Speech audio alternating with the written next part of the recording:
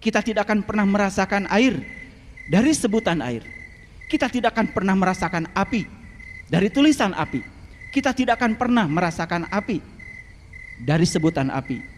Begitu juga kita tidak akan pernah merasakan Allah dari sebutan Allah. Kita tidak akan pernah merasakan Allah dari penjelasan tentang Allah. Kita juga tidak akan pernah merasakan Allah dari tulisan Allah. Kita hanya akan merasakan Allah dari Allahnya itu sendiri. Bismillahirrahmanirrahim. Assalamualaikum warahmatullahi wabarakatuh. Alhamdulillahi rabbil alamin, Ar-Rahmanirrahim, Maliki yaumiddin. Iyyaka na'budu wa iyyaka nasta'in. Ihdinas syiratal mustaqim, syiratal ladzina an'amta alaihim, ghairil maghdubi alaihim waladdallin. Wassalatu wassalamu ala asrofil anbiya'i wal mursalin wa ala alihi wa sahbihi ajmain. Allahumma salli ala Muhammad wa ala ali Muhammad kama sallaita ala Sayyidina Ibrahim wa barik ala Muhammad wa ala ali Muhammad kama barakta ala Sayyidina Ibrahim fil alamina innaka Hamidum Majid. Subhanaka la ilma lana illa ma 'allamtana innaka antal alimul hakim. Segala puji milik Allah, Tuhan seru sekalian alam, yang selalu mencurahkan cinta dan rahmatnya pada seluruh makhluknya. Salawat dan salam semoga selalu tersanjung keharibaan baginda Rasulullah Sallallahu Alaihi Wasallam.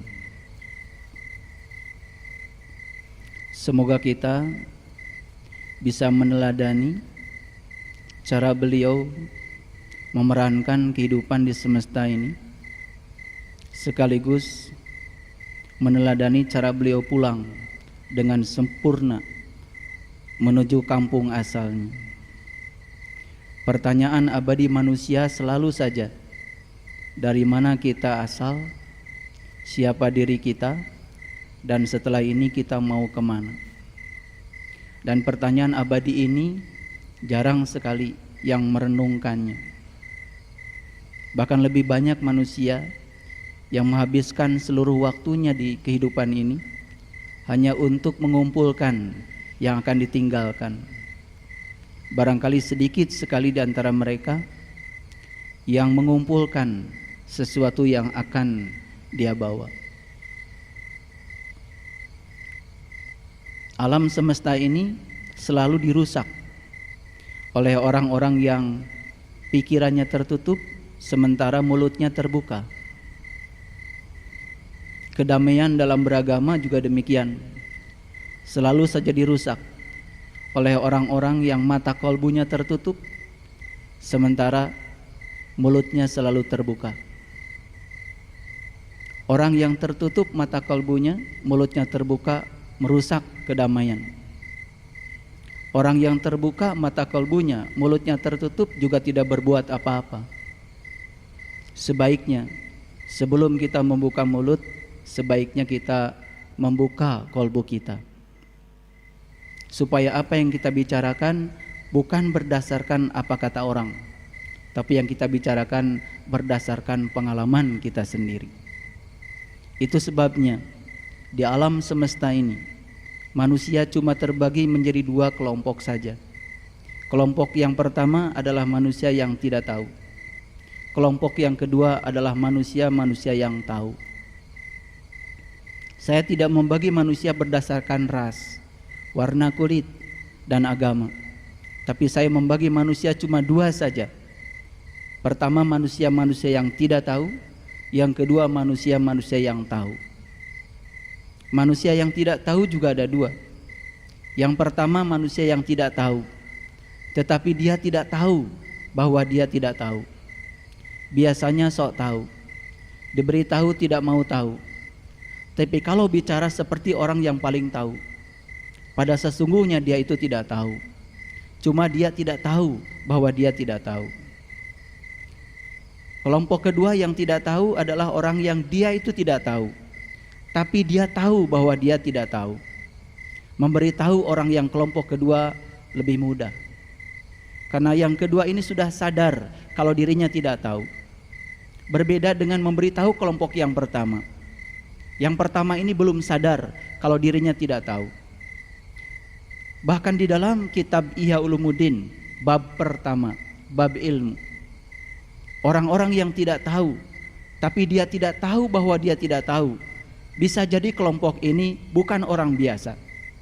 Orang-orang yang sepertinya orang-orang terhormat di masyarakat, sering berbicara tentang kebenaran seakan-akan, padahal yang dia bicarakan baru tingkat pembenaran. Apa bedanya kebenaran dengan pembenaran? Kebenaran membebaskan perdebatan, sedangkan pembenaran selalu menghadirkan perdebatan. Jadi kalau kita masih sering berdebat dalam kehidupan beragama, itu tanda yang kita agem, bukan kebenaran. Itu baru tingkat pembenaran. Itu persepsi kita sendiri. Karena kebenaran pasti membebaskan. Pembenaran justru kita akan tercebur pada kebiasaan untuk melakukan perdebatan. Akibatnya kita akan terjebak pada menang dan kalah, benar dan salah.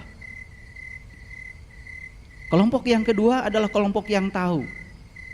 Kelompok yang tahu juga ada dua. Yang pertama, dia itu tahu, tetapi dia tidak tahu bahwa dia tahu. Dan kelompok yang kedua adalah orang yang tahu dan dia tahu bahwa dia tahu. Itu yang disebut dengan ulama. Definisi ulama sudah terstandarisasi oleh Rasulullah. Al ulama warasatul anbiya. Yang bernama ulama adalah mereka yang mewarisi ilmunya Nabi. Agama bukan soal pakaian. Agama bukan soal bahasa. Agama bukan soal bangsa. Tapi Rasulullah memberikan definisi ulama tidak didasarkan atas bangsa. Definisi ulama tidak didasarkan atas ras, tingkatan sosial. Al ulama warasatul anbiya. Yang namanya ulama, siapa saja di antara mereka yang mewarisi ilmunya Nabi. Lalu apa ilmunya Nabi? Kalau kita belajar dari Al-Quran secara jujur, di Quran surat Al-Maidah, sesungguhnya ilmunya Nabi itu cuma satu. Innama a'idukum antakumulillah. Ilmunya Nabi cuma satu. Bagaimana cara kita mencapai Allah? Itulah ilmunya Nabi. Sehingga pertanyaan abadi yang tadi itu bisa kita jawab. Siapa diri kita? Dari mana kita asal? Dan setelah ini kita mau kemana? Itu pertanyaan yang harus dijawab sekarang, bukan pertanyaan yang harus dijawab nanti. Pertanyaan man robuka, siapa Tuhanmu? Bukan pertanyaan yang harus dijawab di alam kubur yang berbentuk tanah. Tapi kuburan yang sebenarnya adalah tubuh kita sendiri. Yang terkubur adalah jiwa kita sendiri. Maka jiwa ditiupkan ke dalam tubuh kita. Di alam semesta ini tujuan cuma satu, untuk mengenali Dia, agar kita bisa pulang kepada Dia. Dalam sebuah hadis qudsi Allah berfirman, aku adalah suatu perbendaharaan yang tersembunyi. Aku ingin agar aku dikenali. Maka aku ciptakan manusia agar manusia mengenali aku dengan diriku. Sayyidina Ali ketika ditanya, ya Ali, apakah engkau mengenal Tuhanmu? Ya. Dengan cara apa engkau mengenal Tuhanmu? Lalu Ali berkata, ru'yatullah bi'ainil qalbi. Aku mengenal Tuhanku, melihat Tuhanku dengan terang mata kalbuku. Bagaimana cara engkau mengenal Tuhan? Arabtu rabbi bi rabbi. Aku mengenal Tuhanku dengan Tuhan itu sendiri. Bagaimana mungkin kita bisa merasakan rasa dan sifat dari api kalau kita tidak mendekat pada api? Bagaimana kita bisa merasakan rasa dan sifat air kalau kita tidak mendekat pada air? Kita tidak mungkin bisa merasakan dan mengetahui sifat air dan api kalau kita hanya dari jauh saja mempersepsi tentang air dan api. Kita tidak akan pernah merasakan air dari tulisan air. Kita tidak akan pernah merasakan air dari sebutan air. Kita tidak akan pernah merasakan api dari tulisan api. Kita tidak akan pernah merasakan api dari sebutan api. Begitu juga kita tidak akan pernah merasakan Allah dari sebutan Allah. Kita tidak akan pernah merasakan Allah dari penjelasan tentang Allah. Kita juga tidak akan pernah merasakan Allah dari tulisan Allah. Kita hanya akan merasakan Allah dari Allahnya itu sendiri. Lalu tujuan penciptaan manusia yang pertama yang Allah isyaratkan dalam hadis qudsi, aku adalah suatu perbendaharaan yang tersembunyi. Aku ingin agar aku dikenali. Maka aku ciptakan manusia agar manusia dapat mengenali aku dengan diriku. Lalu manusia dikasih 3 sarana. Yang pertama tubuh, yang kedua pikiran, dan yang ketiga adalah jiwa. Tubuh adalah kendaraan bagi kita untuk mengantarkan jiwa kepada Allah. Pikiran adalah sarana untuk menampung pengetahuan, dan jiwa atau kolbu sarana untuk menampung segala pengalaman rasa. Makanya saat kita dilahirkan ke alam dunia ini, kita diberi 2 keranjang yang masih kosong. Yang pertama keranjang pikiran untuk menampung pengetahuan. Yang kedua keranjang kolbu untuk menampung pengalaman rasa. Saat kita pulang nanti, keranjang pikiran harus penuh dengan pengetahuan, dan keranjang kolbu harus penuh dengan pengalaman rasa. Rasa dualitas, itulah rasa dunia. Makanya kita diajarkan untuk mengalami senang dan tidak senang. Kita diajarkan untuk mengalami siang dan malam. Kita diajarkan untuk mengalami ada dan tidak ada. Kita diajarkan untuk merasakan sempit dan senggang. Kita diajarkan untuk merasakan sedih dan bahagia. Rasa-rasa dualitas itu, semakin kaya kita merasakannya, suatu saat kita akan bisa melampaui 2 pengalaman rasa itu. Saat kita melampaui 2 pengalaman rasa, maka Allah mengajarkan kepada kita, saat dimana kamu telah bisa menempatkan jiwamu seperti aku menempatkan diriku di alam semesta ini. Saat dimana kamu telah bisa menempatkan jiwamu dalam tubuhmu yang kecil itu, dalam alam semesta yang kecil itu, seperti aku telah menempatkan diriku di alam semesta ini. Saat itulah jiwamu menjadi sama dengan diriku. Saat dimana kita sudah seperti itu, maka kita akan melihat semesta seperti Allah melihat kehidupan ini. Disitulah keikhlasan akan muncul. Disitulah kepasrahan akan muncul. Disitulah kesabaran akan muncul.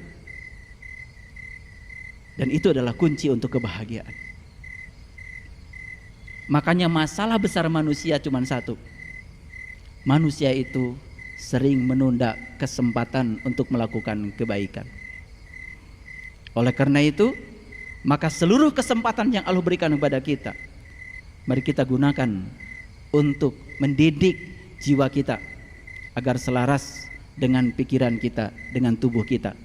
Saat tubuh, pikiran dengan jiwa selaras, semuanya akan mengantarkan kepada kebahagiaan yang sejati. Dalam cerita masa lalu, mungkin kita pernah mengingat cerita tentang Bima. Siapa Bima? Cerita tentang Arjuna. Siapa Arjuna? Cerita tentang Yudhistira. Siapa Yudhistira? Bima melambangkan tubuh. Makanya saat Bima ditugaskan oleh guru Drona untuk mencari air suci Kamandalu, tanpa berpikir panjang, Bima kemudian dengan perjuangan yang keras melawan ombak samudra, mencari air suci Kamandalu di tengah samudra. Apa yang terjadi dengan Bima? Di akhir perjalanan Bima mencari air suci Kamandalu, Bima menemukan perwujudan Tuhan sebagai penguasa samudra yang disebut dengan Dewa Ruci. Itu cerita simbolik masa lalu yang mengandung kedalaman bagi yang tahu. Bagaimana dengan Arjuna? Arjuna adalah lambang dari pikiran. Saat Arjuna ragu memasuki perang Kurukshetra, hadirlah seorang guru sejati yang bernama Krishna. Dengan kepandaian Krishna, lalu Krishna menjadi sais bagi Arjuna. Lalu Arjuna punya keyakinan bahwa dia bukan perang saudara, dia bukan perang melawan kakek-kakeknya, tapi dia perang melawan kebatilan. Saat itu timbul keyakinan pada diri Arjuna. Apa yang terjadi? Di akhir perjalanan Arjuna, Arjuna menemukan perwujudan Tuhan sebagai Dewa Wisnu, Sang Maha Pelindung. Itu simbolik, itu cerita simbolik. Pikiran bisa mengantarkan kepada Tuhan, tubuh bisa mengantarkan pada Tuhan. Cerita Yudhistira lebih menarik lagi. Saat Yudhistira harus mendaki, menempuh puncak gunung Himalaya. Apa yang terjadi dengan Yudhistira? Yudhistira di akhir perjalanannya menemukan perwujudan Tuhan sebagai Dewa Dharma, Sang cahaya di atas cahaya, Sang cahaya sejati.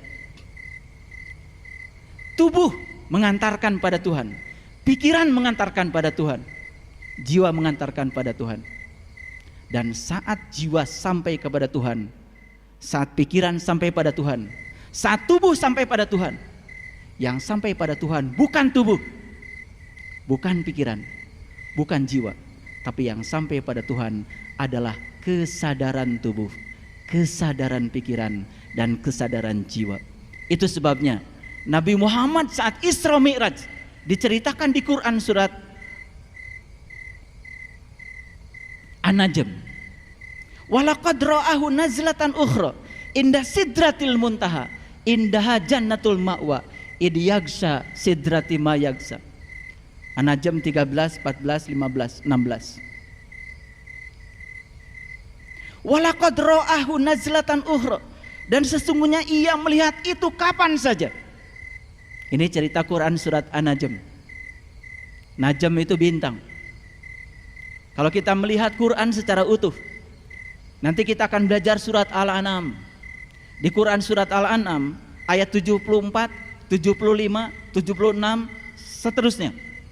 Itu cerita pengalaman Nabi Ibrahim. Nabi Ibrahim juga sama.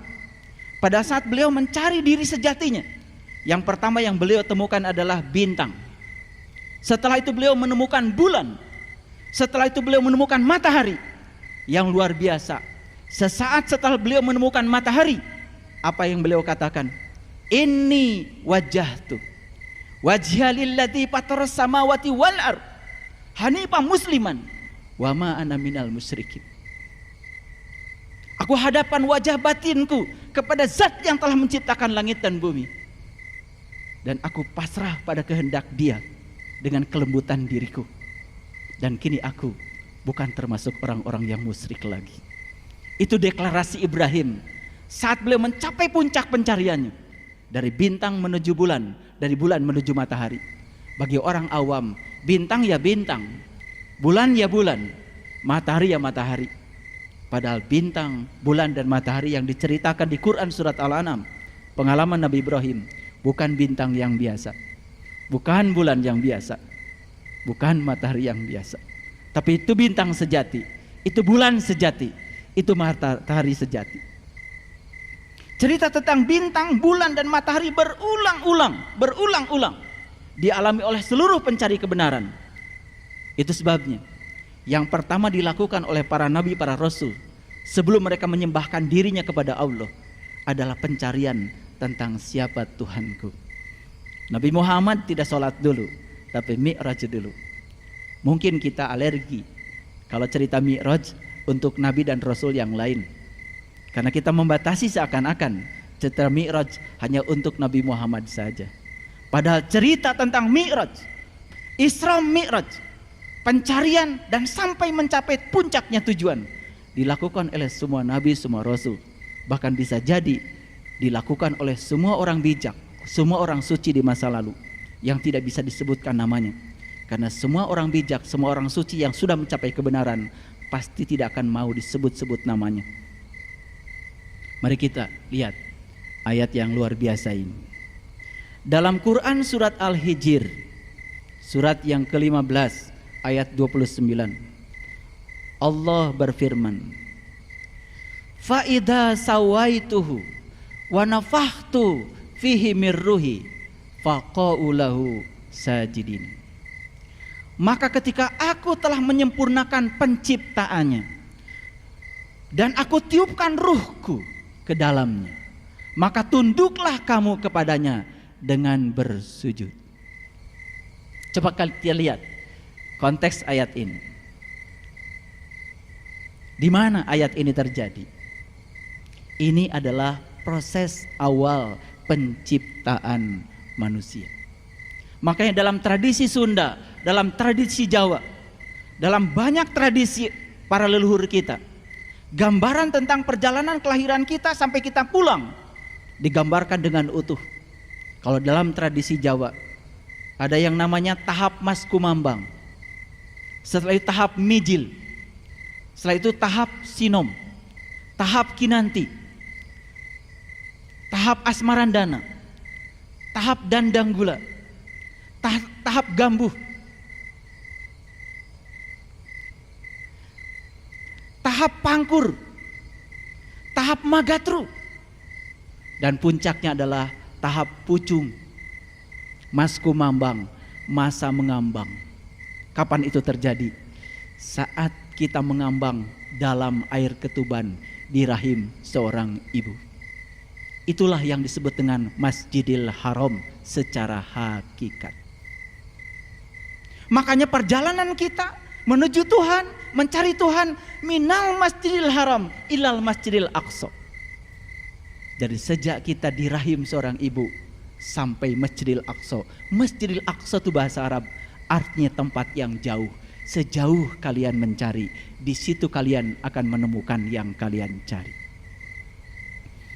Siapa yang mencari pasti akan mendapat. Siapa yang mengetuk pintu, pasti pintu akan terbuka. Siapa yang mengalirkan pertanyaan pada Allah, Allah sang sumber pengetahuan akan mengalirkan jawaban. Barang siapa yang berhenti mengalirkan pertanyaan kepada Allah, maka Allah juga akan menghentikan aliran pengetahuan dan jawaban. Makanya orang yang semacam itu seperti sedang menutup gelas kosong. Ada orang yang menutup gelas kosong. Gelasnya kosong sudah ditutup. Makanya tutup dalam bahasa Inggris itu namanya cover. Dalam bahasa Arab namanya kafir. Jadi kafir bukan istilah untuk menghukumi orang yang berbeda keyakinan dengan kita. Tapi kafir, cover, keeper, koper itu bahasa yang sederhana, artinya tutup. Kafir itu bahasa kitanya tempurung. Makanya ada peribahasa seperti katak dalam tempurung.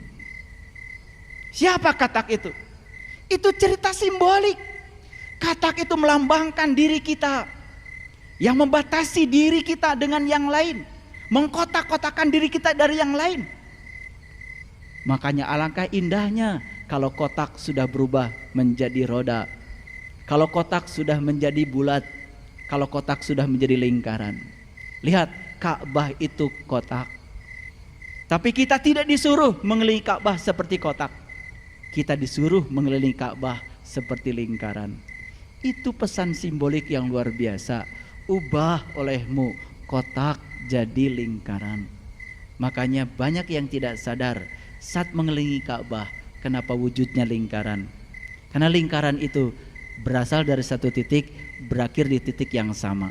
Itu melambangkan innalillahi wa inna ilaihi rajiun. Asal dari Allah, kembali kepada Allah. Makanya banyak yang lupa di semesta ini, malah pada bikin garis. Kalau garis berawal dari satu titik, berakhir di titik yang lain. Kalau lingkaran berawal dari satu titik, berakhir di titik yang sama. Dengan cara apa? Mempertahankan jari-jari. Jari-jari adalah jarak antara pusat dengan pinggiran lingkaran. Pertahankan jarak kita dengan Allah.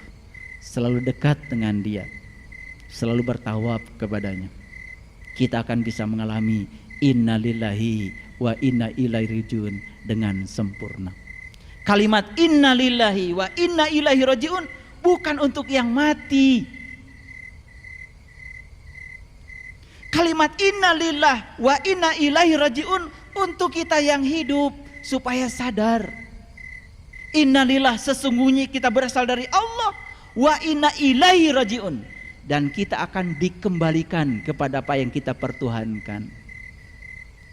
Di dunia kita menuhankan Allah, tempat kembali kita adalah Allah.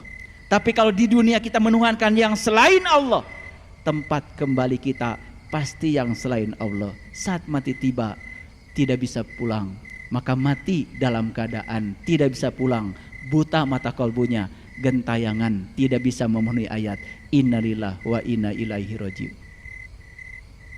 Padahal di Quran surat Al-Waqiah ayat 83, 84, 85, 86 Allah berfirman, falaula idza balagatil hulqum wa antum hina idin tangdurun wa nahnu aqrabu ilaihi minkum walakin la tubsirun. Ketika nyawamu sampai di kerongkonganmu, pada saat itu kamu harus melihat, aku lebih dekat kepadamu. Tapi kebanyakan manusia tidak melihat. Harusnya ini menggetarkan diri kita, menggetarkan jiwa kita. Lalu timbul pertanyaan kepada diri kita, Tuhan, Allah, terserah menyebutnya apa. Ya Rahman, Ya Rahim, Ya Malik, Ya Kudus, Ya Salam, Ya Mu'min, Ya Muhaimin, Ya Aziz, Ya Jabbar, Ya Sabur, Ya Latif, Ya Wasi. Terserah menyebutnya apa. Karena menyebut itu tidak penting. Yang penting tahu yang disebut. Terserah menyebutnya apa. Tuhan, Allah, Ar-Rahman, Ar-Rahim. Terserah. Saat aku mati nanti, apakah aku termasuk yang melihat atau tidak melihat? Jika aku termasuk yang melihat, Tuhan, dengan mata mana aku harus melihat? Dan apa yang harus aku lihat? Kepada siapa aku harus berguru agar aku bisa melihat? Seandainya aku termasuk yang tidak melihat, perbuatan apa yang menyebabkan aku tidak bisa melihat? Mengapa aku tidak bisa melihat? Dan apa akibatnya kalau saat aku mati nyawa di kerongkongan, aku dalam keadaan tidak melihat? Itu pertanyaan yang sederhana yang harus dialirkan ke dalam diri kita. Begitu kita mengalirkan pertanyaan pada semesta, semesta akan mengalirkan jawaban yang indah luar biasa. Jangan berarti bertanya. Pertanyaan itu seperti kail yang dikasih umpan dilemparkan ke samudra. Kalau kita melemparkan kail, ada umpannya ke samudra, ada harapan dapat tangkapan. Makanya jangan berhenti mengalirkan pertanyaan ke dalam diri kita. Karena ketika kita menghentikan pertanyaan pada diri kita, seperti kita menutup gelas yang kosong. Kembali pada ayat ini. Maka ketika aku telah menyempurnakan penciptaannya, itu fase mas kumambang. Saat Allah sudah menyempurnakan diri kita, dari setetes air menjadi setetes darah, segumpal darah menjadi segumpal daging menjadi tulang belulang, dan tulang belulang dibungkus dengan daging. Sempurna ciptaannya menjadi tubuh yang sangat sempurna ini. Inilah kitab suci tertua yang ditulis Tuhan untuk kita baca. Makanya di dalam Quran surat Al-Isra ayat 14, lalu Allah berfirman, Iqra kitabaka, Iqra kitabaka, kafa binafsika al-yauma 'alaika hasiba. Bacalah kitabmu, bacalah kitabmu, bacalah kitabmu. Itulah juru hisab. Begitu kita dengar kata kitab, yang terpikir adalah tulisan. Itu juga kitab secara syariat. Tapi para leluhur kita, para bijak di masa lalu selalu mengatakan kitab suci tertua yang ditulis pertama oleh Allah adalah tubuh manusia. Inilah kitab sejati Allah yang dapat dibaca. Inilah semesta kecil yang ciptakan Tuhan. Tubuh kita terdiri 3 unsur. Unsur materi, percikan dari materi alam semesta. Unsur pikiran, percikan dari kecerdasan alam semesta. Dan jiwa, bagian dari kesemestaan. Kalau kita bisa menjawab, membaca tubuh, pikiran dan jiwa, membaca semesta kecil ini, kita akan bisa membaca rahasia semesta yang besar.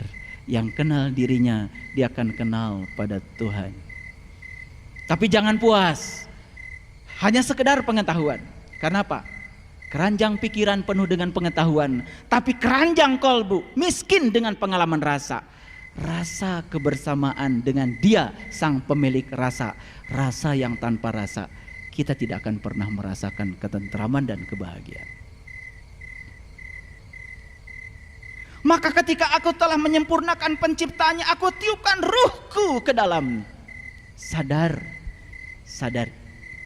bahwa sesungguhnya yang disebut dengan jiwa, yang disebut dengan diri sejati, itu ruhku. Ruhku miruhi, bagian dari dirinya, bagian dari kesemestaannya. Coba kita berpikir sejenak.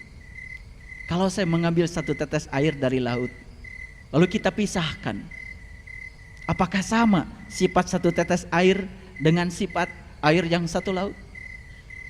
Bukankah sama, bukan? Jadi kalau jiwa kita ini bagian dari dirinya, harusnya jiwa ini mewakili sifat-sifatnya. Dia Ar-Rahman, harusnya jiwa kita Ar-Rahman. Dia Ar-Rahim, harusnya Ar-Rahim. Dia Al-Qudus, harusnya diri ini Al-Qudus. Dia As-Salam, harusnya kita ini As-Salam. Makanya tugas kita dalam kehidupan ini mengembalikan sifat-sifat Dia yang telah hilang agar menyatu dengan jiwa kita. Saat sebelum kita pulang kepada Dia, semua sifat-sifat itu menyatu kembali dalam diri kita seperti sifat yang ditiupkan oleh Dia yang pertama kali. Itu syarat pulang. Kalau syarat itu sudah dipenuhi, tidak akan sulit untuk pulang. Kata Rasul, jarak antara dunia dan akhirat itu seperti kerdipan mata. Bagi yang tahu, bagi yang tidak tahu, perjalanan yang sangat panjang. Bagi yang tahu, secepat kilat. Makanya digambarkan jalan pulang kepada Allah, kendaraannya juga namanya buruk. Buruk dari kata barkun, barkun tadinya cahaya, secepat kilat bagi yang tahu. Bagi yang tidak tahu, ini perjalanan yang sangat panjang, miliaran bahkan triliunan tahun sebelum pulang. Kaifa takfuruna billahi wa kuntum amwatan fa ahyakum summa yumitukum summa yuhyikum summa ilaihi turja'un. Al-Baqarah ayat 28. Kenapa kamu tertutup kepada Allah Tuhanmu? Kaifa takfuruna billahi wa kuntum amwatan, padahal dulu kamu mati. Fa ahyakum, aku hidupkan. Summa yumitukum, aku matikan. Summa yuhyikum, kemudian aku hidupkan. Wa ilahi turja'un. Sebelum pulang kepada Allah, kamu akan melewati sebuah siklus hidup mati, hidup mati, hidup mati dalam kurun yang sangat panjang. Ini Quran, surat Al-Baqarah, luar biasa. Makanya Al-Baqarah judul kedua setelah Al-Fatihah. Apa artinya Al-Fatihah? Al-Fatihah artinya pembuka. Pembuka apa? Bukan sekedar pembuka surat. Al-Fatihah adalah pembuka segala rahasia. Makanya mereka yang menemukan rahasia Al-Fatihah yang 7 ayat, di balik angka 7 itulah rahasia kunci untuk membuka. Makanya angka 7 diabadikan dalam upacara keagamaan kita. 7 kali tawaf, 7 kali sa'i mondar mandir Safa dan Marwah, 7 batu untuk melempar jumroh. Bahkan Allah berfirman di dalam Al-Quran, surat An-Naba, wa banaina fauqakum sab'an sidada. Aku telah menciptakan 7 yang amat kokoh dalam dirimu. Mereka yang menemukan rahasia di balik angka 7 sudah menemukan rahasia Al-Fatihah, baru akan memasuki Al-Baqarah. Al-Baqarah itu adalah sapi betina. Makanya kalau kita sudah bisa membuka rahasia Al-Baqarah, naik ke atas sedikit, kita akan bisa membuka rahasia Ali Imran. Naik ke atas sedikit, kita bisa membuka rahasia An-Nisa. Naik ke atas, membuka rahasia Al-Maidah, mendapatkan hidangan dari langit. Masuk ke atas lagi, dapat rahasia Al-A'raf. Naik ke atas, dapat Al-An'am. Naik ke atas Al-A'raf. Naik ke atas Al-Anfal. Naik ke atas At-Taubah. Naik ke atas Yunus. Terus sampai An-Nas. Kalau kita sudah mendapatkan rahasia 114 surat, baru kita menjadi nas, menjadi manusia. Sudah sampai mana kita? Al-Fatihah belum mulai. Bismillahirrahmanirrahim aja baru bisa mengucapkan. Ketika ditanya Bismillahirrahmanirrahim artinya apa? Atas nama Allah yang Maha Pengasih dan Maha Penyayang. Bagaimana mungkin Anda bisa mengatakan atas nama Allah kalau Anda nggak tahu dan kenal kepada yang Anda wakili? Ada seorang datang pada saya, Anda siapa? Saya datang ke sini atas nama Pak Gubernur, Pak. Anda siapanya gubernur? Saya bukan siapa-siapanya gubernur. Sekda? Bukan. Wakil? Bukan. Ajudan kali? Bukan. Kenal Pak Gubernur? Enggak. Tiba-tiba datang pada suatu tempat mengatakan saya datang ke sini atas nama Pak Gubernur. Diterima apa ditolak? Ya pasti ditolak. Dalam hidup begitu serampangan kita mengatakan Bismillahirrahmanirrahim atas nama Allah yang Maha Pengasih dan Maha Penyayang. Sementara kita saat melakukan tindakan jauh dari sifat-sifat Allah yang Ar-Rahman Ar-Rahim, tapi berani-beraninya mengatakan atas nama Allah.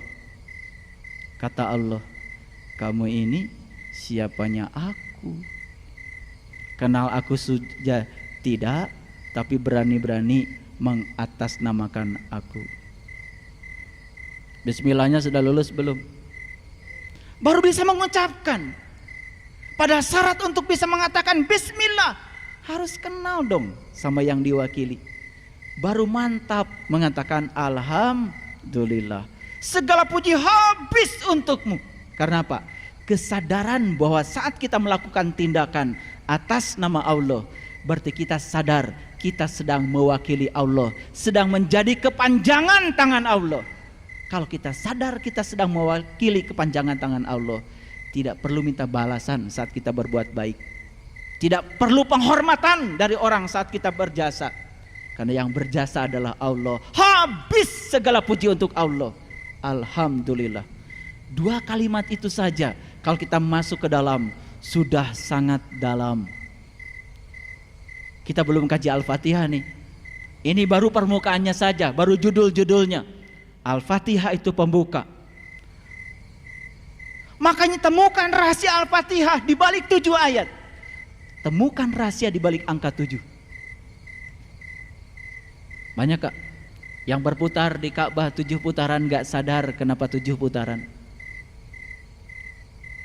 Lari kecil dari Sofa ke Marwah 7 kali gak sadar kenapa 7.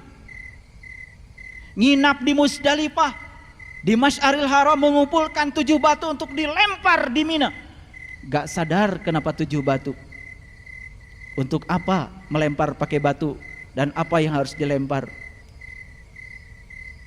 Begitu kita tidak sadar, segala aktivitas keagamaan tanpa pemahaman itu akan menjerumuskan kita pada taklid buta. Itu sebabnya belajar meyakini itu ada 3 tahap. Yang pertama merasakan dulu. Setelah itu baru memahami. Baru tingkatan yang ketiga meyakini. Kita kebalik belajarnya. Berusaha meyakini tanpa memahami, tanpa merasakan. Ya susah. Harusnya dibalik. Mulai dari merasakan, baru memahami, baru meyakini. Rendang Padang itu enak. Pernah makan gak kamu? Gak pernah. Paham gak dibuat dari apa? Gak tahu. Tapi kamu yakin kalau rendang itu enak? Yakin. Kenapa kamu yakin? Ya karena kata orang rendang itu enak.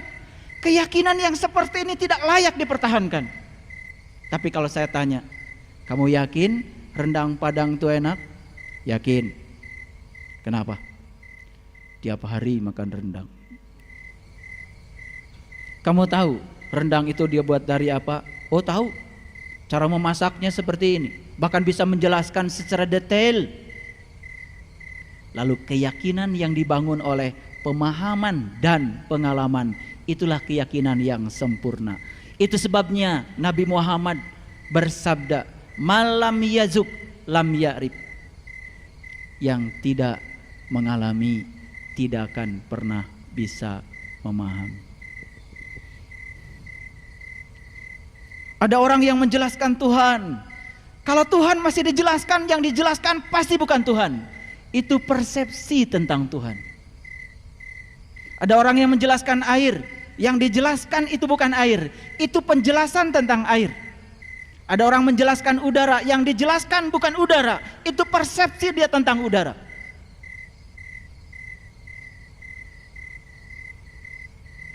Itu sebabnya ada batasan. Tafakkaru fi khalqillah wala tafakkaru fi zatillah. Pikirkan apa yang diciptakan Allah, tapi jangan coba-coba memikirkan zat Allah.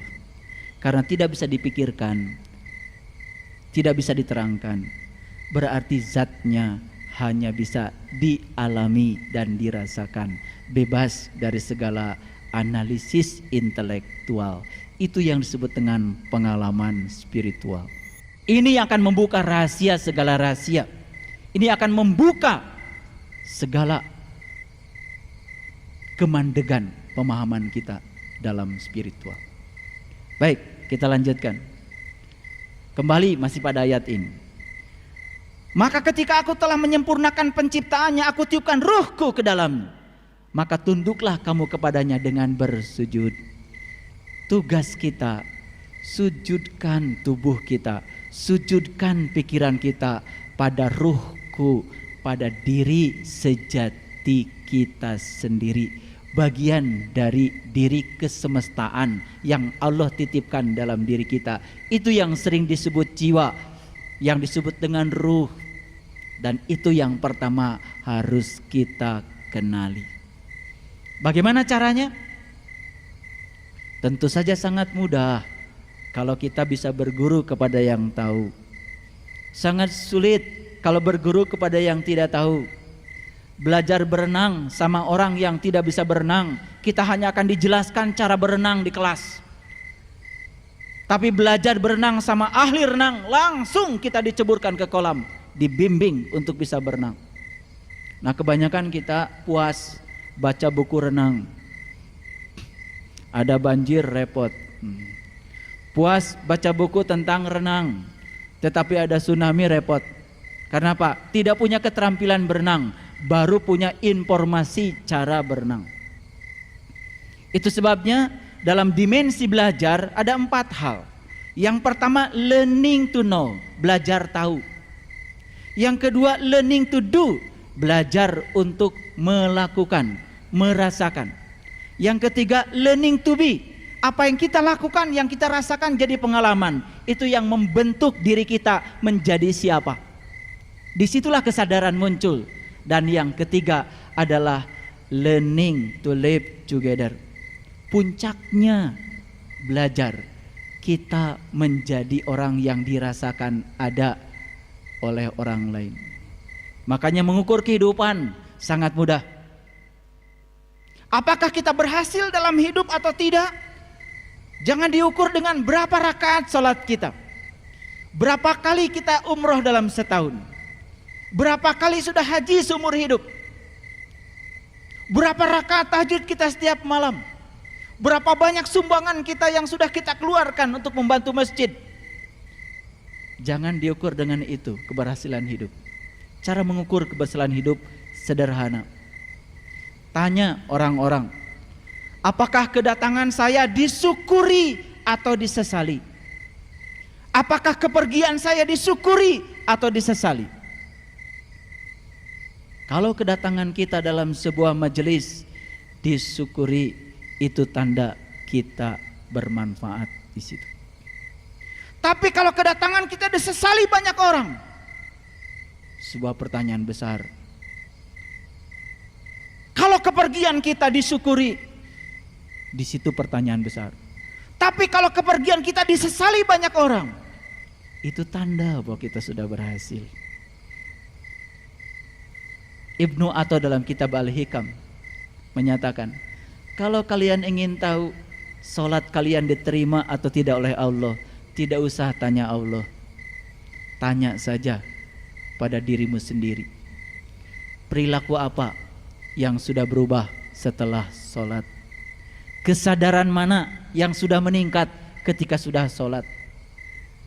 Tanya saudara-saudara kita, nyaman gak bersama kita setelah salat? Kalau habis salat malah wajahnya tambah serem, orang lain tambah takut, bahkan menebarkan kebencian dan kekerasan atas nama Tuhan dan agama. Disitulah tanda bahwa salat kita belum diakhiri dengan salam. Coba habis salat kita kemudian membaca Assalamualaikum warahmatullahi wabarakatuh. Damai, rahmat dan berkah untuk kalian semua yang di sebelah kanan saya. Assalamualaikum warahmatullahi wabarakatuh. Damai, rahmat dan berkah untuk semua saudaraku yang di sebelah kiri saya. Apakah ucapan itu kemudian mewujud menjadi energi kedamaian, energi keberkahan dan rahmat lil alamin bagi semesta? Kalau belum, berarti ada yang harus kita cari, di mana sebab musababnya, kenapa itu tidak terjadi.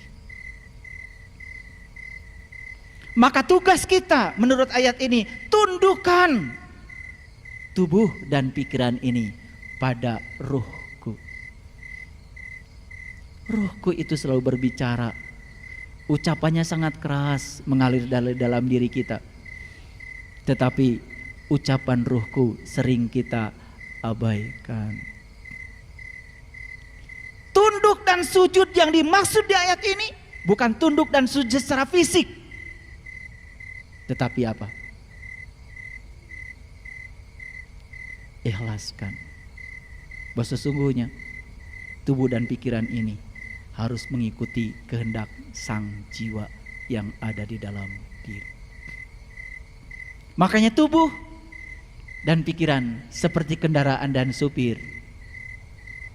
Siapa penumpangnya? Jiwa. Supir akan mengendalikan kendaraan dengan baik kalau dia mengikuti tujuan awal dia jadi supir. Kan tujuannya mengantarkan sang jiwa untuk sampai di tujuan. Tapi kebanyakan supir malah ngikutin kehendak kondektur. Ego, aku, keinginan, hawa nafsu, itu kondektur. Begitu supir mengikuti keinginan kondektur, lupa kalau di dalam mobil ada penumpang. Penumpangnya adalah jiwa yang harus diantarkan untuk pulang. Makanya saat dimana jiwa harus pulang, jiwa tidak siap untuk pulang. Dalam tradisi Jawa tadi ada Mas Kumambang, ada Mijil, ada Sinom, ada Kinanti, Asmarandana, Dandanggula, Gambuh, Dandanggula, terus sampai Pucung. Awalnya Mas Kumambang, akhirnya Pucung. Mas Kumambang masa mengambang di rahim ibu. Itulah hakikatnya Masjidil Haram. Di mana Masjidil Aqsa? Saat kita lahir ke alam dunia, sebelum pucung, pucung itu pocong. Pocong itu tubuh yang tidak bernyawa. Sebelum fase itu kita akhiri, kita harus sampai di Masjidil Aqsa, tempat yang jauh, agar kita bisa mi'raj. Kata mi'raj dijelaskan di Quran surat Al-Ma'arij. Tapi kata mi'raj secara letterlek itu kita bisa ditemukan dalam kesusastraan Arab. Apapun intisarinya, tapi mi'raj adalah proses penemuan dari sebuah pencarian. Dan itulah yang dilakukan oleh para nabi, para rasul, para sunan, para wali, para bijak, para suci di masa lalu untuk menemukan kebenaran sejati. Dan itu yang harus kita tiru, proses yang harus kita tiru. Sahabat-sahabatku yang dirahmati Allah. Lalu di Quran surat yang selanjutnya, yaitu di Quran surat Al-A'raf, surat yang ke-7 ayat 172. Al-A'raf itu tempat yang tinggi. Tempat yang tinggi adanya di mana? Ada dalam diri kita. Makanya Al-A'raf itu nomor 7 suratnya. Kenapa? Cocok dengan Quran surat An-Naba. Wa banaina faqakum sab'an sidada. Aku telah menciptakan di atasmu 7 yang amat kokoh. Makanya bagian yang paling penting dari manusia adalah dari sini ke atas. Karena apa? Dari sini ke atas ada yang 7. 1, 2, 3, 4, 5, 6, 7. Yang 7 ini dikelompokkan menjadi 4. Pendengaran, penglihatan, pernapasan, dan pembicaraan. Makanya Sunan Kalijogo menggubah lagu judulnya Gundul Gundul Pacul. Begitu kita bicara kata gundul, yang terpikir oleh kita apa? Rambut yang pelontos, kepala yang pelontos gak ada rambutnya. Padahal Sunan Kalijogo itu wali, sunan, orang bijak di masa lalu. Gak mungkin cerita yang gak penting. Pesan apa di balik itu? Gundul Pacul. Mana pacul? Pacul itu bahasa Jawa, papat kang ucul. Mana yang papat? Pendengaran, penglihatan, pernapasan, dan pembicaraan. Papat kang ucul. Yang 4 gak usah digunakan lagi. Begitu yang 4 tidak digunakan, itu yang disebut dengan mati sakjeroning urip. Ini bukan soal pergi tubuh kita. Ini adalah perjalanan jiwa dari tubuh. Ini namanya perjalanan spiritual. Ini perjalanan haji secara hakikat menuju Baitullah yang sejati. Makanya Allah berfirman dalam hadis qudsi, langit dan bumi tidak akan cukup menampung zatku, tapi kalbunya orang yang beriman, itulah sebenar-benarnya rumahku. Lalu beliau berfirman dalam Al-Quran, inna awala baitin wudi'a linnas lalladzi bibakata mubarakah. Rumah pertama yang aku bangun untuk manusia adalah Bakah al-Mubarakah. Secara syariat Bakah itu adalah Ka'bah, tapi secara hakikat Bakah bukan Ka'bah. Tempat yang tersembunyi ada di dalam diri, sebuah lokus yang sediakan Tuhan untuk proses pertemuan kita dengan Dia. Disitulah kita perlu guru yang bisa membimbing kita meniti ke dalam diri. Makanya dalam Quran surat Al-Kahfi ayat yang ke-17 Allah berfirman, Mayyahdillahu falamud wa mayyahdillahu fahuwal muhtadi wa mayyudlil falan tajidalahu waliya mursidan. Mayyahdillahu fahuwal muhtadi. Barang siapa yang dikehendaki Allah mendapatkan petunjuk, pasti akan mendapatkan seorang penunjuk jalan. Tapi barang siapa yang tidak dikehendaki Allah untuk mendapatkan petunjuk, sampai mati tidak akan bertemu dengan seorang waliyan mursidan. Wali itu teman, mursid itu guru. Teman yang bisa dijadikan guru, yang bisa membimbing kita meniti ke dalam diri, menemukan jawaban atas pertanyaan, siapa diri saya, dari mana saya asal, dan kemana saya akan pulang. Dan pertanyaan itu pertanyaan abadi yang harus kita cari jawabannya sekarang. Sekarang, bukan nanti. Salat itu di dunia, salat itu mengingat Allah. Bagaimana kita bisa mengingat Dia kalau kita belum tahu dan kenal kepada Dia? Itu sebabnya kata liko dalam Quran, liko. Susah cari terjemahnya dalam bahasa Indonesia, kecuali satu dalam bahasa Arab. Liko artinya jumpa. Suka atau tidak suka, kata liko harus diterjemahkan jumpa. Proses perjumpaan dimensinya seperti apa? Saya tidak bisa menjelaskan, karena itu harus dialami langsung oleh yang bersangkutan. Karena spiritualitas tidak bisa diwakilkan. Ada seorang murid bertanya pada guru, "Guru, tolong jelaskan padaku bagaimana engkau berjumpa dengan Tuhan?" Apa kata guru yang bijaksana? "Silakan berdiri, nak. Kamu pergi ke toilet. Tolong wakili, saya mau kencing." Apa jawaban murid itu? "Guru, bagaimana mungkin saya bisa mewakili guru kencing? Karena kencing itu urusan sendiri-sendiri. Kencing saja urusan sendiri-sendiri dan tidak bisa diwakilkan. Hal yang sangat sepele. Bagaimana mungkin pertemuan dengan Tuhan bisa diwakilkan dan dijelaskan? Kamu hanya akan bisa merasakan sendiri saat kamu punya keinginan untuk menjumpainya." Makanya di Quran surat Al-Ankabut, surat Al-Ankabut ayat yang kelima, Allah berfirman, "Man kana yarju liqa Allah fa inna ajalallahu la'aj." Barang siapa yang berharap jumpa dengan Allah, pasti saatnya akan tiba. Al-Ankabut ayat 5.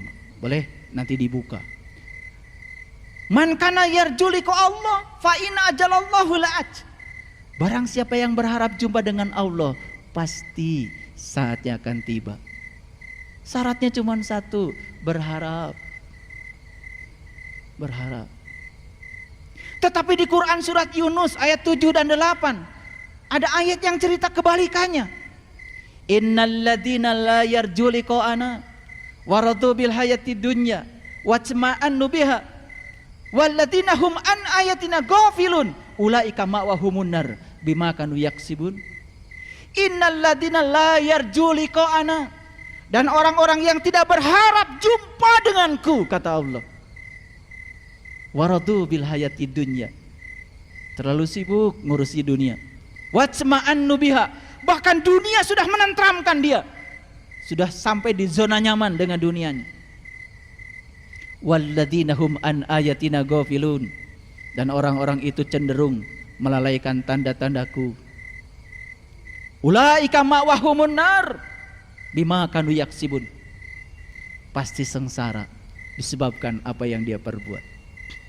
Jadi Quran cuma cerita dua, yang berharap pasti, yang tidak berharap juga tidak akan dihukum. Silakan mengambil risiko dari pilihan.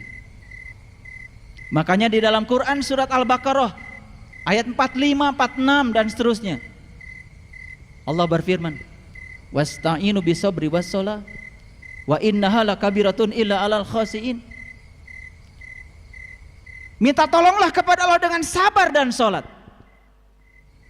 dan itu amat sulit kecuali bagi orang-orang yang khusyuk. Siapa orang yang khusyuk? Penjelasan ayat berikutnya, alladzina yadunnuna annahum mulaqu rabbihim wa annahum ilaihi rajiun. Orang yang khusyuk adalah orang yang yakin bahwa dia akan jumpa dengan Tuhannya. Jadi khusyuk itu harus diawali dengan proses perjumpaan. Perjumpaan mengantarkan pada proses pengenalan. Bagaimana mungkin kita bisa mengingat sesuatu yang kita tidak tahu?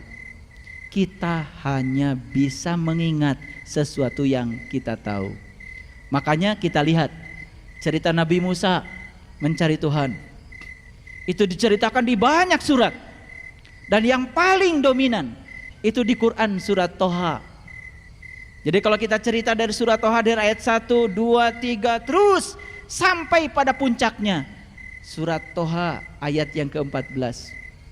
Di situ Allah berfirman, innani anallah la ilaha illa anna fa'budni wa aqimis sholata li zikri.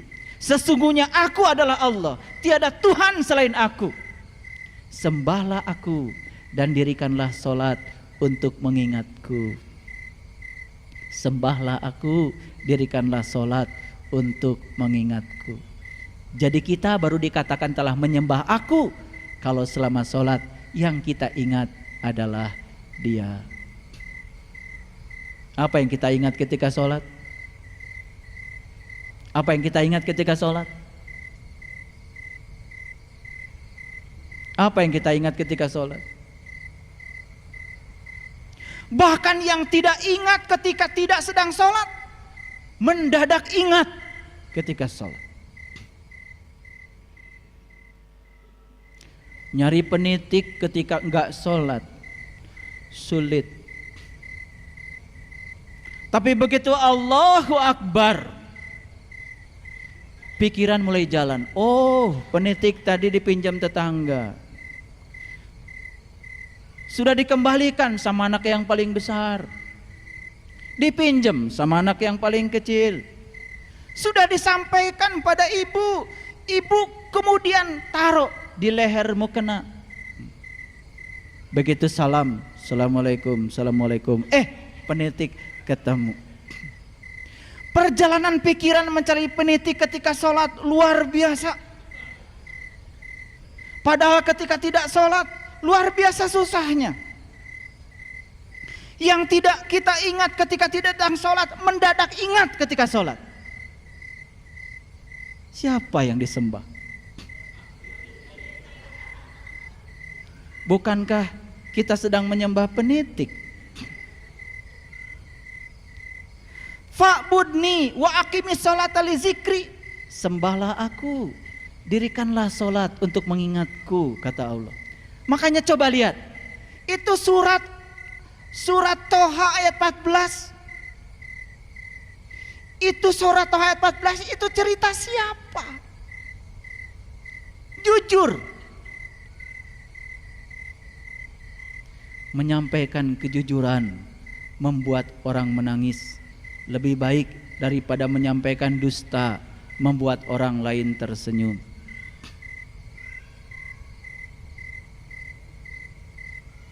Huriyatul fikri wa huriyatul iradah, kata Nabi. Bebaskan pikiranmu, bebaskan kehendakmu, baru kau bisa jujur. Pikiran yang sudah banyak kepentingan, kehendak yang sudah ditumpangi oleh banyak keinginan, pasti tidak jujur.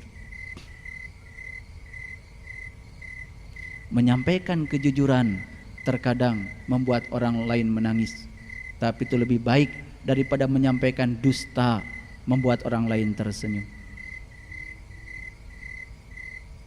Berat memang bicara jujur itu. Pasti akan dihantam oleh orang-orang yang tidak jujur. Jadi kata Allah di dalam Quran surat Toha, kalau kita baca dari ayat 1, ayat 2, ayat 3, ayat 4 terus sampai ayat 14. Di situ cerita siapa? Itu cerita perjalanan Nabi Musa. Nabi Musa mencari Tuhan. Maka di situ ada kata-kata, sudah sampaikah cerita Musa padamu? Cerita yang mana? Ketika Musa melihat api di lereng gunung. Lalu Musa berkata, tunggulah kalian di sini. Aku melihat api. Aku akan menghampiri api itu. Semoga aku dapat petunjuk dari api itu. Saat Musa mendekati api, kemudian api itu berkata, hai Musa, sesungguhnya aku adalah Tuhan. Jangan takut Musa, masuklah kamu ke Al-Muqaddasitua, lepas kedua terompahmu. Itu Quran. Ketika Musa melepaskan kedua terompahnya, melampaui segala dualitas dunia ini, masuk di Al-Muqaddasitua, masuk di Sidrah Al-Muntaha, di puncak kesadaran yang tertinggi. Makanya saya bilang, yang sampai kepada Tuhan bukan tubuh, bukan pikiran, bukan jiwa, tapi kesadaran tubuh, kesadaran pikiran, kesadaran jiwa. Bagaimana mungkin jiwa diantarkan pada Tuhan? Oh, jiwa sudah bersama dengan Tuhan? Bagaimana mungkin pikiran diantarkan pada Tuhan? Pikiran sendiri percikan dari kecerdasan Tuhan. Bagaimana mungkin tubuh diantarkan pada Tuhan? Tubuh sendiri bagian dari semesta, bagian dari dirinya Tuhan. Yang akan sampai pada Tuhan adalah kesadaran tubuh, kesadaran pikiran, kesadaran jiwa. Makanya belajar agama itu belajar sadar. Banyak yang tidak sadar ketika sedang sholat. tidak sadar ketika sedang ngaji. Banyak juga yang tidak sadar ketika sedang makan. Makanya banyak orang-orang bijak hanya mengajarkan kesadaran dalam hidup ini. Subhanallah. Makanya Nabi Muhammad bertemu dengan Tuhan bukan di sebuah tempat. Karena Tuhan tidak terkungkung oleh konsep ruang dan waktu. Indah sidratil muntaha, di puncak kesadaran yang tertinggi. Makanya tugas kita apa? Meningkatkan kesadaran demi kesadaran. Makanya cerita Mi'raj itu secara simbolik. Nabi Muhammad di langit pertama bertemu dengan Nabi Adam. Di langit yang kedua bertemu dengan Nabi Yahya. Di langit yang ketiga bertemu dengan Nabi Idris, Nabi Yusuf. Di langit yang keempat bertemu dengan Nabi Idris. Di langit yang kelima bertemu dengan Nabi Harun. Di langit yang keenam bertemu dengan Nabi Musa. Di langit yang ketujuh bertemu Nabi Ibrahim. Masuk Sidrah Al-Muntaha. Begitu kita cerita langit, yang terpikir oleh kita apa? Langit itu ruang kosong yang di sana. No. Langit dalam bahasa spiritual menceritakan lapisan-lapisan kesadaran. Di langit pertama, di kesadaran pertama maksudnya bertemu Adam. Adam itu apa? Adam itu materi. Makanya manusia belajar semua dari materi. Materi masuk energi, Yahya energi. Masuk energi ketiga, Yusuf. Yusuf itu indah. Masuk langit yang keempat, Idris cerdas. Masuk langit kelima, Harun cinta. Masuk langit keenam, Musa mutakalliman, berdialog dengan Tuhan. Masuk langit ketujuh, kesadaran Ibrahim, baru Sidrah Al-Muntaha. Makanya di Quran dikatakan, salatlah di makom Ibrahim. Salatlah di makom Ibrahim. Turun lagi pengetahuan kita. Begitu ada kata salatlah di makom Ibrahim, malah salat di pelataran Ka'bah. Ya, diinjak-injak orang. Salah pembimbing itu. Maqamu Ibrahim musalla dalam Quran. Maqamu Ibrahim musalla. Jadikan makom Ibrahim tempat salat. Artinya apa? Salatlah di level Ibrahim. Salatlah di tingkatan Ibrahim. Di tingkatan kesadaran Ibrahim. Di tingkatan spiritual Ibrahim. Di situ salat khusyuk adanya. Makanya kalau kita baca surat Al-An'am dari 74, 75 terus, kapan Nabi Ibrahim mengatakan inni wajjahtu wajhiya lilladzi fataras samawati wal ardh hanifan musliman wa ana minal musyrikin. Kapan Nabi Ibrahim mengatakan kalimat itu?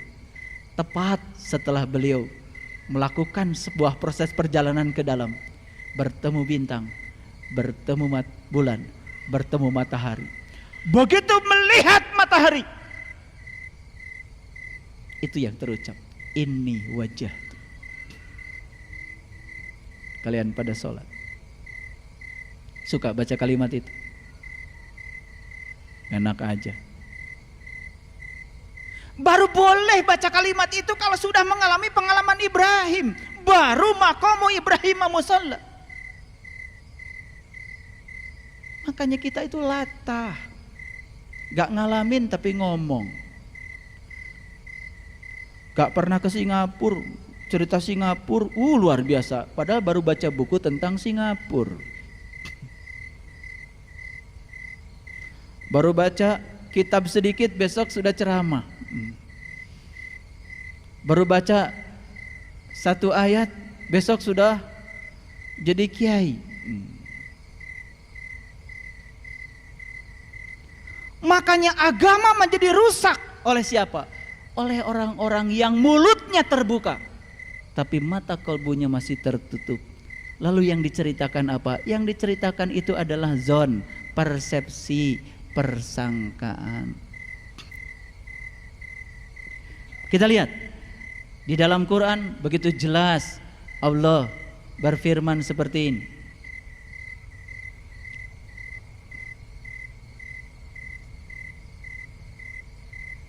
Di dalam Quran surat Al-An'am ayat 116. Wa in tuti' aksaro man fil ardi yudilluka an sabilillah iyattabi'una illa dhanna wa inhum illa yakhrusun. Saya terjemahkan pelan-pelan. Wa in tuti', dan jika kamu mengikuti, menuruti, tuti' sanes tuti' itu bahasa Arab. Makanya bahasa Arab itu harus benar mengucapkannya. Kalau tuti nama orang. Tapi ini dibacanya wa in tuti', dan jika kamu menuruti aksaro, kebanyakan man fil ardi, kebanyakan orang di alam semesta ini. Apa katanya?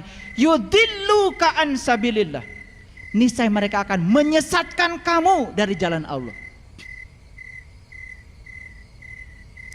Kalau kalian mengikuti kebanyakan orang di alam semesta ini, mereka itu akan menyesatkan kamu dari jalan Allah.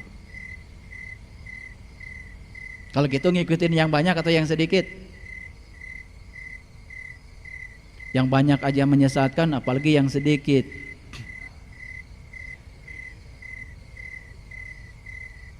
Ini Quran, bahasa Quran.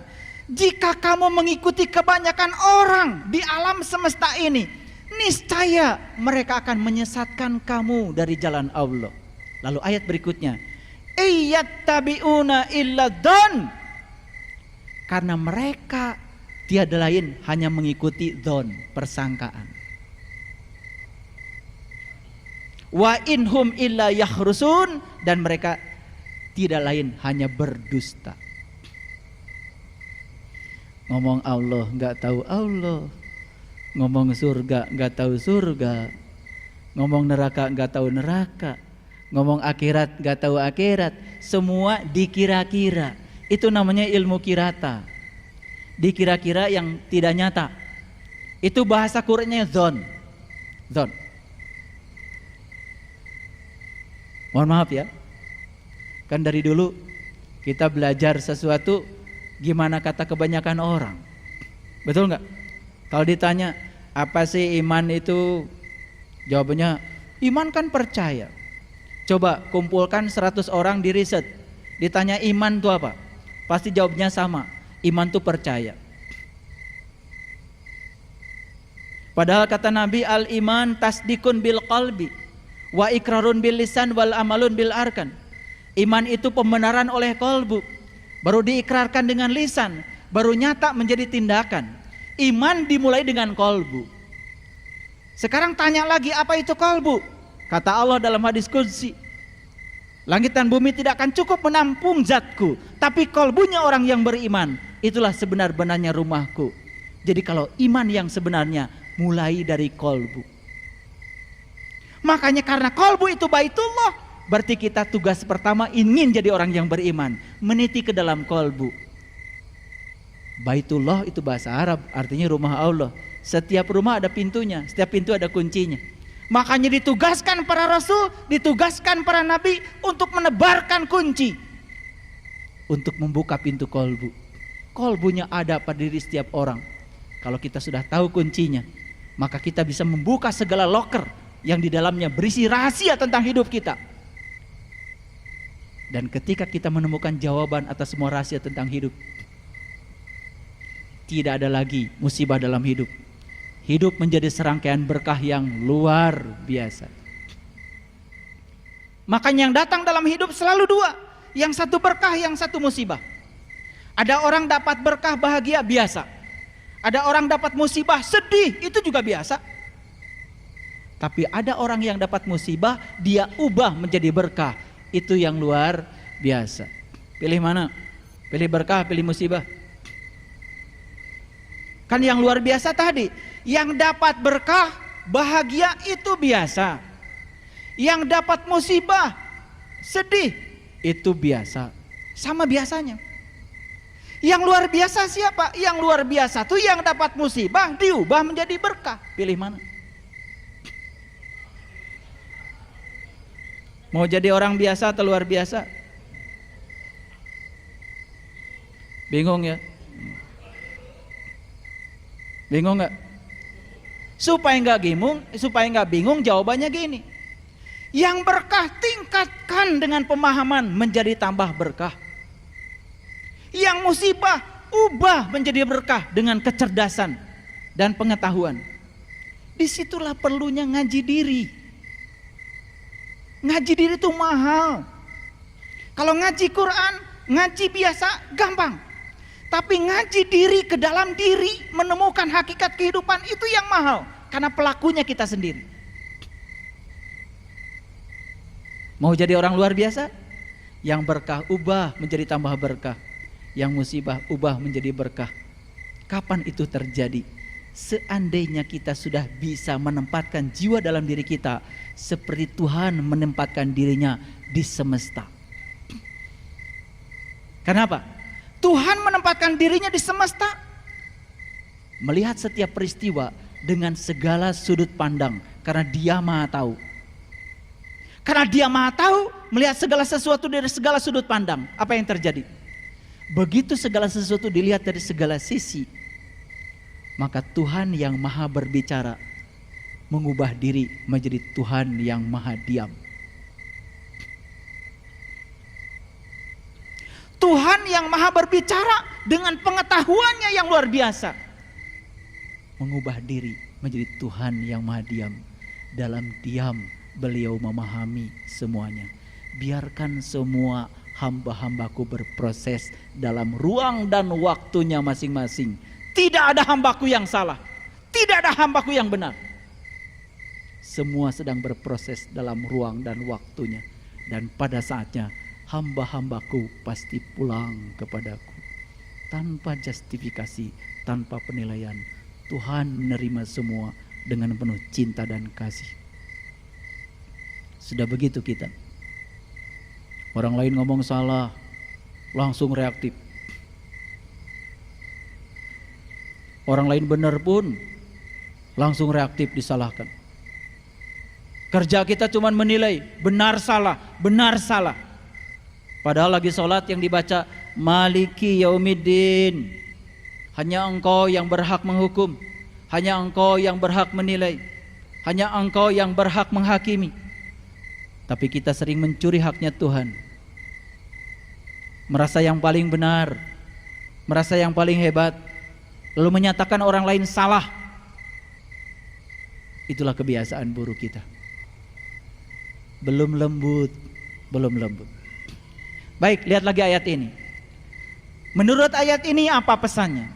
Dan jika kamu menuruti kebanyakan orang-orang yang di muka bumi ini, niscaya mereka akan menyesatkan kamu dari jalan Allah.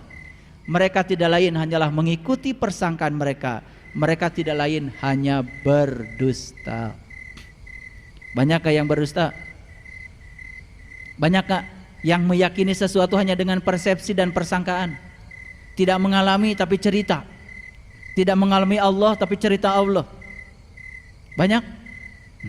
Yang menceritakan Allah banyak, tapi yang berjumpa dan merasakannya sangat sedikit. Saya tunjukkan satu ayat lagi. Itu baru Quran surat Al-An'am. Ya. Di ayat yang lain Allah berfirman. Di Quran surat Yunus, ya. Ayat yang ke-36. Ada firman Allah yang persis sama seperti itu. Lihat ayat ini. A'udzubillahi minasyaitonirrajim. Bismillahirrahmanirrahim. Wa may yattabi'u aktsarahum illa dzanna.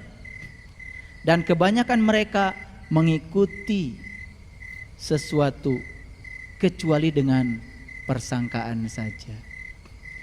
Inna dzan, sesungguhnya persangkaan, la yugni minal haqqi syai'a, tidak bisa dijadikan ukuran kebenaran. Persangkaan itu adalah pembenaran. Pembenaran cirinya apa? Pembenaran biasanya menimbulkan perdebatan.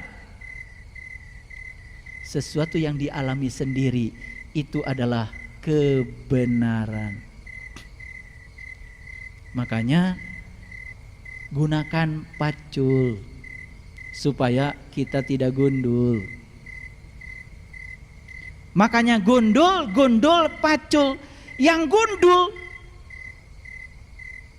gundul, kolbunya nggak ada rasa, kepalanya, pikirannya nggak ada pengetahuan. Gundul, ujungnya apa? Pasti hidupnya gembelengan. Gembelengan tuh nggak karu-karuan. Makanya gundul, gundul, pacul, gembelengan. Nyunggi, nyunggi, wakul, gembelengan. Wakul tuh bakul, tempat menyimpan makanan.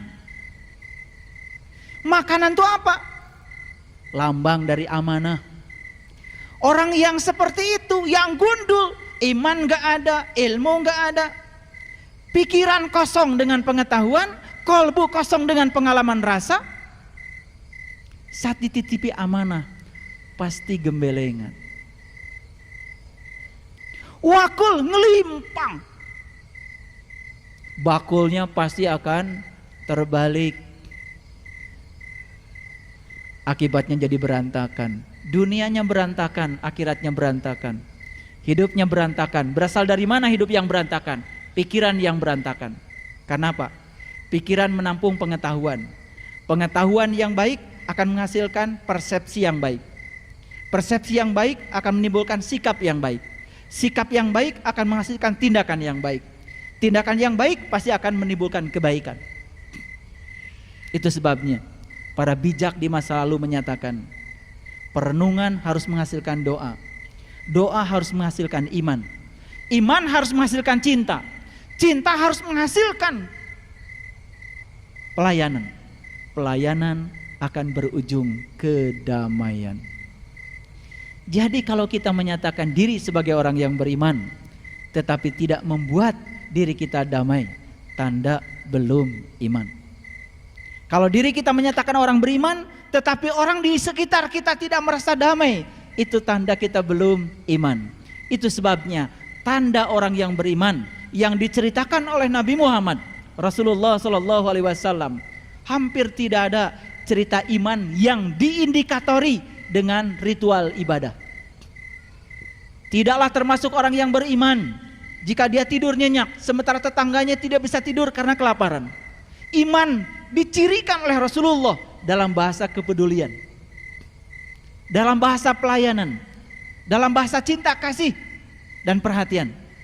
Tidaklah termasuk orang yang beriman jika dia tidur nyenyak, tetangganya tidak bisa tidur karena kelaparan. Diekstrapolasi lebih jauh, tidaklah termasuk orang yang beriman jika anaknya jajan berlebihan, anak tetangganya diam tidak jajan, tidak pernah ada rasa simpati pada orang lain. Tidak disebut orang yang beriman jika dia parkir di mobil, parkir di jalan, parkirin mobil di jalan, sempit jalannya, dia tidur nyenyak saja, padahal mobilnya menghalangi banyak orang. Dadit aja, klakson bunyi, tidur nyenyak, padahal itu orang terhalang perjalanannya karena apa? Dia parkir mobil di pinggir jalan. Jadi saya setuju kalau ada Pemda yang menyerukan setiap orang beli mobil syaratnya harus punya garasi. Ini menuju iman ini. Karena banyak sekali yang parkir mobil di jalan tidur nyenyak padahal menghalangi orang. Itu ekstrapolasi dari hadis tadi, tidak termasuk orang beriman. Tidak termasuk orang yang beriman jika dia lewat ada ranting tidak dia singkirkan. Kita malah bikin polisi tidur. Ini polisi tidur ini tanda keraguan-raguan iman sebetulnya. Ranting saja menghalangi tidak boleh dibiarkan. Polisi tidur, berapa kali ranting, semen tinggi lagi. Tertawa kalau lihat orang lain terjatuh karena polisi tidur. Merasa puas ketika orang lain terjatuh karena itu. Subhanallah. Ini soal peradaban. Makanya iman diwujudkan dalam bahasa peradaban. Peradaban diwujudkan dalam bahasa akhlak. Makanya puncaknya agama adalah akhlak. Tahaluk bi akhlakillah. Makanya Nabi Muhammad Rasulullah SAW diutus ke semesta ini. Awalnya bukan mau mengajarkan sholat, bukan mau mengajarkan haji, bukan mengajarkan saum. Innama bu'istu liutammima makarimal akhlak. Aku diutus ke semesta ini satu tujuan, untuk menyempurnakan akhlak. Lalu ada sholat, itu sarana untuk membangun akhlak. Kalau bagus sholatnya. Ada umroh, ada haji, ada zakat, ada saum, ada berbagai macam ritual ibadah yang diajarkan. Itu bukan tujuan, itu sarana untuk mencapai tujuan. Jadi tujuannya adalah peradaban, tujuannya adalah akhlak. Jadi jangan ngitung rakaat sholat, karena kata Allah, wa ahsin kama ahsanallahu ilaika. Berbuat baiklah kamu seperti Allah telah berbuat baik kepadamu. Jadi sebuah mekanisme dikatakan berbuat baik kalau cara kita melakukannya seperti Allah melakukannya kepada kita. Allah melakukan tindakan cinta dan kasihnya kepada kita tanpa keinginan, tanpa muatan. Beda dengan kita. Melakukan ibadah saja kepada Allah, baru tahajud 2-3 rakaat saja sudah banyak permintaannya kepada Allah. Pada kata Allah, wa ahsin kama ahsanallahu ilaika. Itu sebabnya ada 4 jenis motivasi. Yang pertama motivasi reward. Yang kedua motivasi punishment. Yang ketiga motivasi kebutuhan. Yang keempat motivasi cinta. Reward apa artinya? Melakukan sesuatu karena ingin dapat hadiah. Itu pernah dilakukan oleh Rabi'ah al-Adawiyah. Ya Allah Tuhanku, kalau aku ibadah kepadamu karena mengharapkan surgamu, berikan surga itu kepada yang lain. Bebas dari motivasi hadiah. Yang kedua motivasi ancaman, punishment.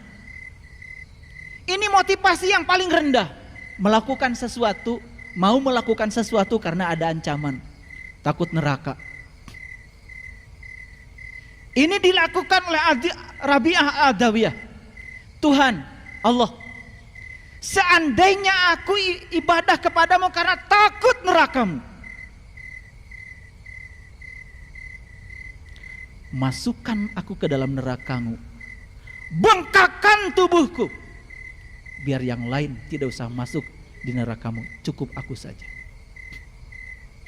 Karena beliau sudah bebas dari motivasi ancaman. Motivasi hadiah, motivasi ancaman, ini jenis motivasi yang paling rendah, yang kemudian dalam bahasa agama dibungkus dengan kata wajib. Dilaksanakan dapat pahala, ditinggalkan dapat siksa. Itu wajib. Jadi kalau kalian ibadah karena kewajiban, itu masih motivasi yang paling rendah itu. Kenapa sholat? Sholat kan kewajiban. Kalau jawaban itu masih dilakukan, itu motivasi yang paling rendah. Benar? Benar, tetapi masih rendah. Itu kesadaran yang paling rendah. Naik sedikit dong. Kenapa Anda sholat? Karena saya butuh dengan sholat. Kenapa Anda butuh dengan sholat? Karena saya merasakan sebuah penyatuan yang luar biasa ketika sholat. Merasakan rasa yang tidak bisa terjelaskan ketika sholat. Sudah ada need di situ. Sudah ada kebutuhan. Puncaknya motivasi adalah motivasi cinta. Kenapa Anda sholat? Karena saya mencintai diri sejati saya. Saya mencintai Tuhan saya Allah. Kalau sudah cinta, di situ baru ada pengorbanan untuk yang dicintainya. Makanya iman menghasilkan cinta, cinta menghasilkan pelayanan, pelayanan menghasilkan kedamaian. Kalau kita iman sudah didasari atas cinta, yang keluar adalah kedamaian. Makanya kalau semua orang menyatakan diri beriman, tetapi orang tidak merasa nyaman dengan kehadirannya, hati-hati dengan pengakuan itu. Nanti di episode yang berikutnya kita akan kaji ciri-ciri orang yang beriman. Semoga Allah ridho, memberikan kekuatan dan kesabaran kepada kita untuk memberikan energi agar kita sanggup meniti ke dalam diri, menemukan diri sejati kita. Man arafan nafsahu faqad arafa rabbahu. Yang mengenal dirinya, dia akan mengenal Tuhan. Proses pengenalan itu harus dibimbing oleh seorang guru. Makanya posisi agama adalah jalan. Kitab suci yang ada di setiap agama itu adalah petunjuk jalan. Guru-guru suci adalah para penuntun jalan. Semoga di semesta yang penuh dengan kegelapan ini, Allah utus para guru-guru suci, para bijak, orang-orang yang bisa mencerahkan semesta menjadi penuntun jalan kita, sehingga kita tidak sesat untuk pulang. Jalan sudah ada, petunjuk jalan sudah ada, penuntun jalan sudah ada, maka kita akan pulang dengan selamat. Jangan remehkan para pewaris ilmunya Nabi. Shadaqallahu adzim. Barakallahu li wa lakum. Assalamualaikum warahmatullahi wabarakatuh.